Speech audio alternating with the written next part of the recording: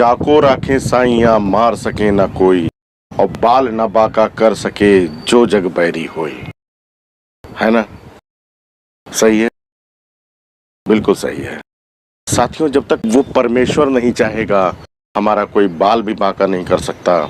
चाहे वो दुख हो, तकलीफ हो, बीमारी हो या महामारी हो, इसके लिए उस परमेश्वर पे विश्वास होना बहुत जरूरी है। एक सच्ची कथा है। महाभारत का युद्ध होना निश्चित हो गया था और कुरुक्षेत्र के सैकड़ों किलोमीटर की जमीन साफ की जा रही थी। क्यों? क्योंकि कौरव और पांडव के लाखों लाख सेनाओं के मध्य एक महाभयानक युद्ध शुरू होने वाला था।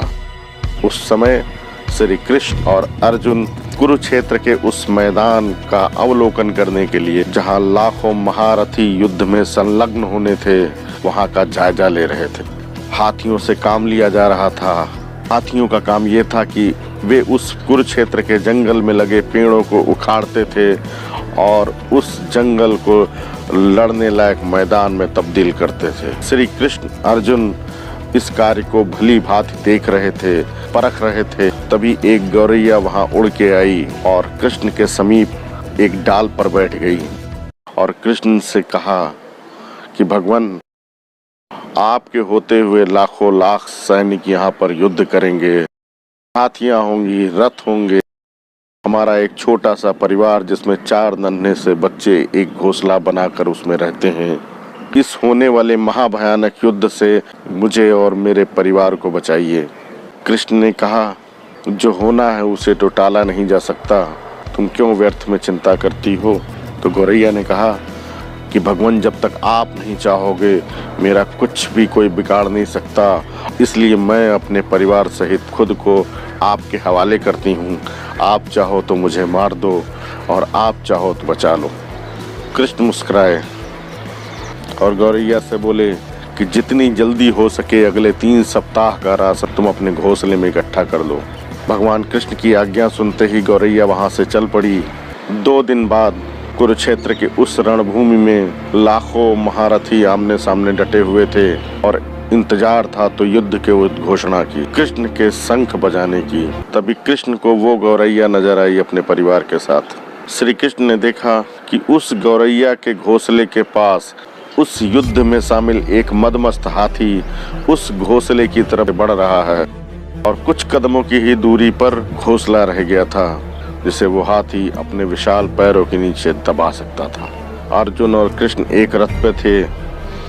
कृष्ण ने अर्जुन से कहा कि पार्थ, अपना गांडीव मुझे दो। अर्जुन ने कहा कि भगवान, आप मुझे आदेश दें, मुझसे कोई भी लक्ष्य अभेद्य नहीं रहेगा। लेकिन भगवान ने कहा कि नहीं, गांडीव मुझे दो। अर्जुन को शंका हुई कि मेरे जैसे धनुर्धर पर भी भगवान विश्वास नहीं कर रहे हैं। लेकिन कृष्ण ने एक बार फिर मांगा तो अर्जुन को वो धनुष और बाण देना ही पड़ा। श्री कृष्ण ने निशाना साधा उस हाथी की ओर। अर्जुन ने सोचा कि ये तो प्रभु एक हाथी को मारने चले हैं, इतना छोटा सा काम तो मैं भी कर सकता था। तभी श्री कृष्ण के धनुष से बाण चला और वो हाथी के गले में एक बड़ा सा घंटा जो बंधा हुआ था उसके चैन से टकराया। एक चिंगारी निकली और घंटा उछल कर जाकर जमीन पर गिरा। अर्जुन कुछ पूछने ही वाले थे कि कृष्ण ने तुरंत शंख बजाकर युद्ध का उद्घोष कर दिया। बड़े बड़े महारथी, महाविशाल काय हाथी, घोड़े सब धराशायी हो गए, लाखों लोग मारे गए।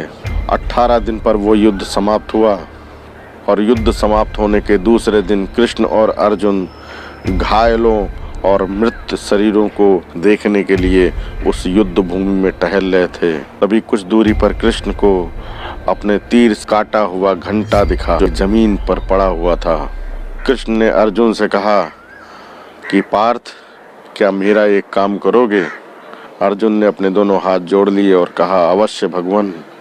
तो श्री कृष्ण ने कहा कि वो जो घंटा देख रहे हो उस घंटे को उठाओ। अर्जुन उस विशाल घंटे के पास गए और दोनों हाथों से उस घंटे को उठाकर अलग किया और जैसे ही अर्जुन ने उस घंटे को हटा के अलग रखा, उस घंटे के अंदर से एक गौरैया और 4 युवा उस गौरैया के बच्चे निकल कर उड़े। गौरैया आकर श्री कृष्ण के कंधे पर बैठ गई और भगवान से बोली कि भगवान, आपका बहुत बड़ा उपकार है हमारे परिवार पर। आपने मेरे 4 नन्हे बच्चों को और मुझे इन विशालकाय हाथियों और युद्ध की विभीषिका से हमारे प्राण बचा लिए। आपका कोटि कोटि धन्यवाद प्रभु। और इतना कहकर वो गौरैया अपने बच्चों के साथ वहां से उड़ गई। अर्जुन को करीब 20 दिन पहले की वो घटना याद आ गई जब भगवान कृष्ण ने अर्जुन से धनुष बाण मांगा था और हाथी के गले में लटक रहे उस घंटे को अपने तीर से काट दिया था। अर्जुन को समझ में आया कि ये भगवान की लीला थी और मन ही मन अर्जुन ने भगवान कृष्ण को प्रणाम किया। तो साथियों, इस कहानी से शिक्षा लेते हुए इस घंटी रूपी अपने अपने घरों में अपने अपने परिवार के साथ तब तक सुरक्षित रहें तब तक ये घंटी अपने आप उठा न ली जाए। फानूस बनकर जिसकी हिफाजत हवा करे, वो शमा क्या बुझे जिसे रोशन खुदा करे।